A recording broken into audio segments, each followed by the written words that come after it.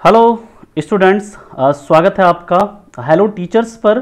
ये दोस्तों जो आज मैं सेशन लेकर आया हूँ आपके लिए, ये आपका एक बहुत ही इंपॉर्टेंट टॉपिक है एग्जामिनेशन पॉइंट ऑफ व्यू से, जहाँ से कि आपके एग्ज़ाम में कई बार सवाल पूछे जाते हैं। ये जो वीडियो होगा आपका, ये 10 मिनट का वीडियो होगा। इसमें आपको ऐसे कोई भी सेलेक्टेड टॉपिक्स होंगे जहाँ से फ्रिक्वेंटली सवाल पूछे जाते हैं और उससे रिलेटेड जो भी सवाल पूछे जाएंगे उसे हम लोग कवर करने का इसमें प्रयास करेंगे। ठीक है, तो सभी बच्चे, जितने भी बच्चे देखेंगे, सभी बच्चे इस वीडियो को ज़्यादा से ज़्यादा शेयर करेंगे, ज़्यादा से ज़्यादा लाइक करेंगे, ताकि ऐसे वीडियोस आप लोगों के लिए मैं बनाता रहूं। वीक में जनरली आपका ये 1 से 2 वीडियोस आपके लिए वीक में आते रहेंगे। ठीक है, तो ये जो हेलो टीचर्स है दोस्तों, ये आपका इंडिया का सबसे बड़ा लार्जेस्ट टीचिंग प्लेटफॉर्म है। यहाँ पर आप टीचिंग के सभी एग्जाम्स के लिए हमारे साथ जुड़ सकते हैं। हमारे से आप परिचित हैं, मेरा नाम ज्ञान प्रकाश झा है।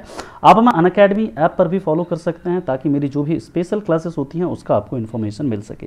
ठीक है, तो बात करते हैं दोस्तों, यहाँ पर तो आपको डेली लाइव क्लासेस मिलती हैं, लाइव टेस्ट एंड क्विजेस मिलता है, स्ट्रक्चर्ड कोर्सेज, और इन सभी का आपको अनलिमिटेड एक्सेस मिलता है। इसके लिए आपको करना क्या होता है, आपको अनअकैडमी का सब्सक्रिप्शन लेना पड़ता है, जिसके लिए आपको अनअकैडमी का लर्निंग ऐप इंस्टॉल करना होता है। वहाँ पर अपना गोल टीचिंग एग्जाम सेलेक्ट करना पड़ता है। फिर आप यहाँ पर क्या कर सकते हैं, गेट सब्सक्रिप्शन पर आप क्लिक कर सकते हैं। गेट सब्सक्रिप्शन पर क्लिक करने के बाद आपके पास ये सारे ऑप्शंस होंगे, जहाँ पर आप या तो 12 मंथ या फिर 24 मंथ कोई भी आप सेलेक्ट कर सकते हैं। और उसके बाद ये ज्ञान 10 कोड लगाकर, ये कोड जैसे लगाएंगे तो आपको 10% का डिस्काउंट मिलता है। यानी कि आपकी ये जो प्राइस है ये घटकर आपकी 5400, और आपकी ये जो प्राइस है ये घटकर आपकी कितनी हो जाएगी, 6480 हो जाएगी। तो यहाँ पर पेमेंट करना है। पेमेंट करने के बाद अनअकैडमी के सब्सक्रिप्शन का आप लाभ ले सकते हैं। और याद रखेंगे 6, 12 और 24 मंथ का अगर आप सब्सक्रिप्शन लेते हैं तो यहाँ पर आपको नो कॉस्ट EMI का ऑप्शन भी अवेलेबल होता है। तो दोस्तों, सेशन को आप लोगों को ज़्यादा से ज़्यादा शेयर करना है सभी बच्चों को। तो आज का जो हमारा टॉपिक है दैट इज़ इम्पॉर्टेंट अलॉय। आज हम लोग देखेंगे ऐसे महत्वपूर्ण मिश्र धातु। मिश्र धातु सबसे पहले समझिए ये क्या होता है। जब भी किसी दो धातु को, दो मेटल्स को जब क्या करते हैं, मिलाते हैं, और दो मेटल्स के मिलाने से जो एक मिश्रण, एक जो मिक्सचर बनता है ना, उसे हम लोग क्या कहते हैं, दैट इज कॉल्ड, उसे कहा जाता है मिश्र धातु, है ना। इसका भी हम लोग देखेंगे इंपॉर्टेंट कौन कौन से एलॉय हैं और उनका क्या क्या प्रयोग है, इसे हम लोग देखने वाले हैं। तो जितने भी इंपॉर्टेंट जो कि आपके एग्जाम में फ्रिक्वेंटली पूछे जाते हैं उसके बारे में देखेंगे। तो चलिए, आज का पहला जो एलॉय है हमारे पास दैट इज ब्रास। जब हम लोग ब्रास की बात करते हैं दोस्तों, तो इसका मतलब क्या होता है, हिंदी में इसे हम लोग बोलते हैं पीतल, है ना। कई बार आपके एग्जाम में पूछा जाता है कि ब्रास जो है इसका कंपोजिशन यानी किससे किससे मिलकर बना होता है। तो ब्रास जो है याद रखिएगा कॉपर और किससे मिलकर बना होता है, जिंक से मिलकर, यानी कॉपर और किससे मिलकर, जिंक से मिलकर ये बनता है ब्रास। यहां से 2-3 सवाल आपके पूछे जाते हैं। एक तो कंपोजिशन पूछा जाता है और इसका कभी कभी आपसे यूज पूछा जाता है। तो पीतल के बारे में याद रखिएगा, कॉपर और जिंक से मिलकर बनता है। परसेंटेज 70% कॉपर होता है, 30% जिंक होता है। यूज कहां पर होता है इसका, एक तो बर्तन बनाने में, यूटेंसिल्स वगैरह बनाने में, दूसरा जो पाइप वगैरह होता है बनाने में, और तीसरा आपका क्या, रेडिएटर्स वगैरह बनाने में क्या होता है, इस ब्रास का प्रयोग किया जाता है। इस चीज को भी आपने याद रखना है।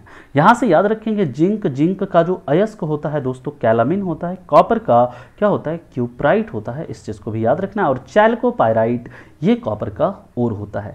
चलते हैं इसके बाद दोस्तों हम लोग दूसरे ओर के ऊपर। दूसरा जो हमारा यहाँ पर एलॉय है वो है ब्रॉन्ज, जिसे हम लोग क्या कहते हैं, कांसा। देखिए यहीं से आपको याद रखना है, का से कापर, सा से क्या, सा से आपका एसन का मतलब क्या होता है, टिन होता है। याद रखिएगा, यानी इसमें क्या होता है, कॉपर और क्या होता है, टिन, इस दोनों से मिलकर क्या बनता है आपका ब्रॉन्ज यानी कांसा बनता है, जिसमें कि कॉपर होता है 90%, टिन कितना होता है 10%। और इसका यूज कहां पर होता है दोस्तों, एक तो क्वाइंस को बनाने में, दूसरा ऑर्नामेंट्स बनाने में, तीसरा यूटेंसिल्स यानी बर्तन बनाने में, और चौथा स्टैचूज वगैरह बनाने में इसका प्रयोग किया जाता है। ठीक है, तो आपसे सवाल पूछा जाएगा यहाँ से, इसका कंपोजिशन क्या है, किससे किससे मिलकर बनता है। जब टिन की बात करते हैं दोस्तों, तो टिन से याद रखेंगे, टिन जो होता है, टिन इसका जो ओर होता है वो क्या होता है, कैसेटेराइट होता है, और इसका एटॉमिक नंबर 50 होता है। ये भी आपने याद रखना है। सेशन को आप लोग इसी तरह शेयर करें ज़्यादा से ज़्यादा। ठीक है, सभी बच्चे इस सेशन को लाइक भेज रहे हैं। क्वाइंस की बात करते हैं। क्वाइंस की स्टडी को दोस्तों याद रखिएगा न्यूमिस्मैटिक्स कहा जाता है। क्या कहते हैं? क्वाइंस की स्टडी को न्यूमिस्मैटिक्स कहा जाता है। अगले उसकी तरफ चलते हैं तो अगला जो आपका एलॉय है that is stainless steel. Stainless steel की बात करते हैं तो यहाँ पर आयरन होता है, निकल होता है, क्रोमियम होता है और साथ ही साथ दोस्तों कार्बन का भी कुछ कुछ परसेंटेज होता है इसके अंदर। ठीक है, यहाँ पर यानी कि 4 चीज़ें होती है स्टेनलेस स्टील के अंदर, आयरन, निकल, क्रोमियम और क्या होता है, यह आपका कार्बन होता है। और इसका यूज़ कहाँ पर होता है? तो जो सर्जिकल इंस्ट्रूमेंट्स होते हैं, जितने भी सर्जिकल इंस्ट्रूमेंट्स देख रहे हैं, ये दोस्तों किससे बना होता है? ये आपका स्टील से बना होता है। वॉचेस बनाने में और बर्तन वगैरह बनाने में किसका यूज़ होता है? स्टील का यूज़ होता है। इस चीज़ को आपको याद रखना है। ठीक है, चलते हैं इसके बाद दोस्तों हम लोग अगले ओर की तरफ। अगला ओर है मैग्नीशियम।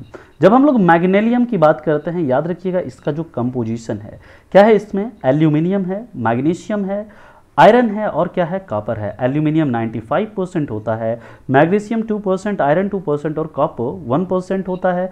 यहाँ पर आपको परसेंटेज भी याद रखना है। जब बात करते हैं एल्यूमिनियम की, एल्यूमिनियम का दोस्तों और क्या होता है, एल्यूमिनियम का जो अयस्क होता है उसका नाम है बॉक्साइट, है ना।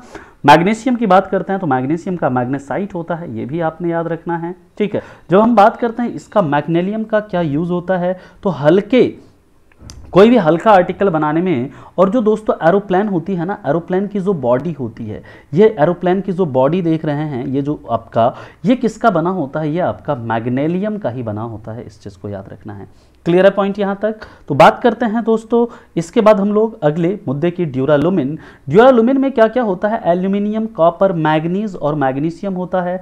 एल्यूमिनियम 95%, कॉपर 4% और मैग्नीज और मैग्नीशियम ये 0.5 और 0.5% होते हैं। लेकिन सवाल उठता है कि इसका यूज़ कहाँ पर होता है? तो जो एरोप्लेन्स के जो पार्ट्स होते हैं, एरोप्लेन के जो कल पुर्जे होते हैं उसे बनाने में, प्रेशर कुकर को बनाने में और शिप के कुछ पार्ट्स को बनाने में किसका यूज़ करते हैं? ड्यूरालुमिन का यूज़ किया जाता है। इसको आपको याद रखना है।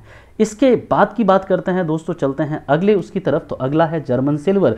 नाम का सिल्वर है, इसमें सिल्वर कितना याद रखिएगा, कुछ नहीं 0% सिल्वर होता है, याद रखिएगा।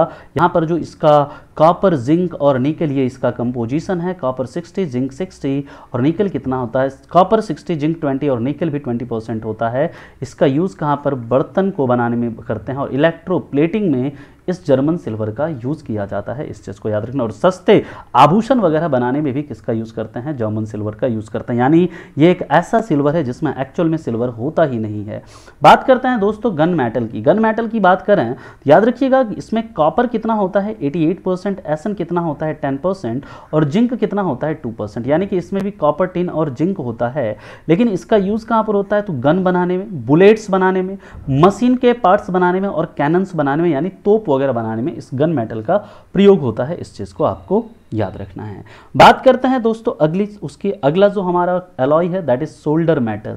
सोल्डर मेटल जो होता है दोस्तों, इससे क्या बनाते हैं? एक तो फ्यूज वायर बनाते हैं, उसके बाद जो सोल्डर करने के लिए जो इलेक्ट्रिक वायर्स होते हैं, देखते हैं ये सोल्डर करने वाला जो वायर होता है ये भी किसका? इसी सोल्डर मेटल का बना होता है। फ्यूज वायर जो होता है वो भी किसका? इसी का बना होता है।